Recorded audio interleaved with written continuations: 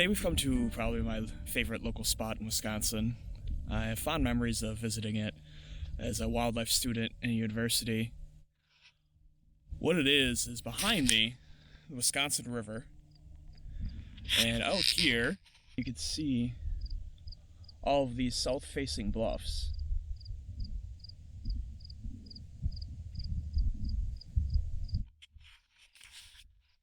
The bluffs themselves are just beautiful, and they stand out compared to the rest of the Wisconsin River Valley, which is very forested. What's most interesting about this place is that it is kind of a Wisconsin desert. It is very sandy soil, lots and lots of prairie grasses. It's covered in prickly pear cactus, which you can see some right there. As we're walking, I'll try and highlight some more cactus because it literally covers this entire prairie. The prairie itself is covered with oak and juniper trees, and there's a billion grasshoppers jumping everywhere. We have some very specific fauna to this little microbiome: lark sparrows, box turtles, subspecies of pocket gopher that's a Wisconsin subspecies, giant rat snakes. I'm pretty sure because those are south-facing bluffs there, it'd be a likely spot to find timber rattlesnakes as well.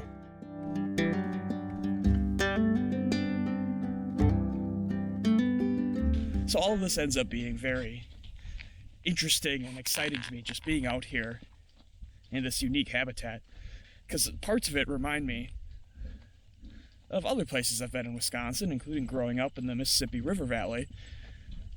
But it has little other things just thrown in, like cactus and juniper trees in the middle of a prairie. Today, specifically, though, following the one trail, which is going to lead up to behind these bluffs. I'm going to come up on the back side, on the north side, and the trail ends looking west by southwest down that valley, right where the sun should be setting tonight. The sun should be setting down the Wisconsin River Valley. There are some clouds, not a lot, but it's the middle of fall, colors are changing. It's a good opportunity to get out to one of my favorite areas, take a beautiful sunset picture, and just enjoy being out here. And it's a fun mix of cool weather. It's like 48 degrees right now, sunny. I'm surrounded by sand and prairie and cactus. So I'm gonna head up to the top of the trail. It's not very difficult, but I do want to get up there with some time. So see you at the top.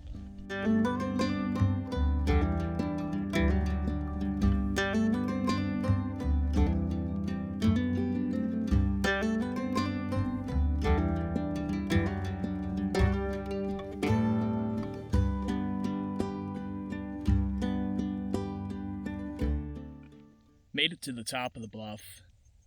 The good thing is it's just beautiful being up here, but unfortunately all the clouds have gone away. But while we're up here, I thought I'd show you just a little bit of this part of Wisconsin. We're looking southwest down the Wisconsin River Valley. Right here, these are the south-facing bluffs that we saw when we pulled in to the park. And the other side, and down the valley, you can see rolling hills. And much like where I grew up, it's called the driftless area of Wisconsin. If you've ever been to Madison or Milwaukee, which have beauty all their own, you might notice that it's a pretty flat area, though. A lot of flat farmland. Some neat lakes, especially the Great Lakes, are really cool, but this part of Wisconsin, western Wisconsin, was not glaciated during the last ice age, so it retained all of its very old rolling hills. There's something about just having a little topography that adds to the beauty, and maybe it's just my bias of growing up in this driftless area, but I love seeing the rolling hills and these deep river valleys. You can see what looks like little mini fires of smoke puffing up from the valley. It's actually just some crops being harvested. And the fall harvest kind of adds to the cultural beauty of taking this shot. I'm going to try and do a shot anyway, even without any clouds. Maybe we'll get a little bit better color as the sun gets closer to setting. Well, the sun's setting, and no real clouds have emerged to give some interest to the sky. There's a little bit of wisps on the horizon, but I've decided on giving two different compositions a try. Firstly, this little bluff face right here, doing a little bit of a intimate zoomed in shot there. The bluff is lit up nicely by the warm golden hour sun, and then in the background the valley has a road shooting off straight down a leading line into the horizon, so there's a potential there for that being kind of interesting. Problem will be, like the other shot, and it's just a lack of interest in the sky, so I didn't include much, kind of a 4-to-1 ratio of landscape to sky. The second shot I'm going to try will be bracketed panorama, starting with that same bluff face and just swinging south towards the sun.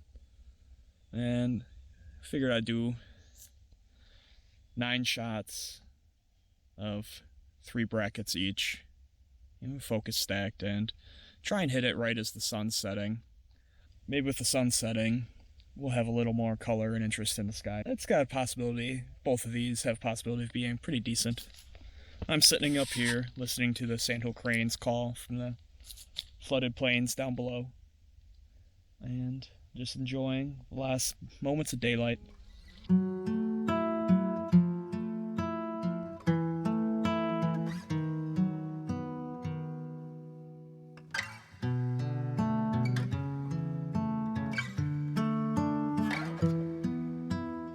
Sunset worked out pretty well.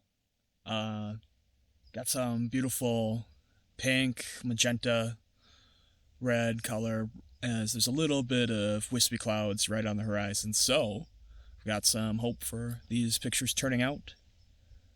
But for now, the park closes at dark, so I gotta get out of here, as this is a fragile habitat and I'm trying to obey all the rules. And as much as I love being here, I don't want to upset anything, because it's one of those places we want to preserve for everyone else. So, see you on the next one.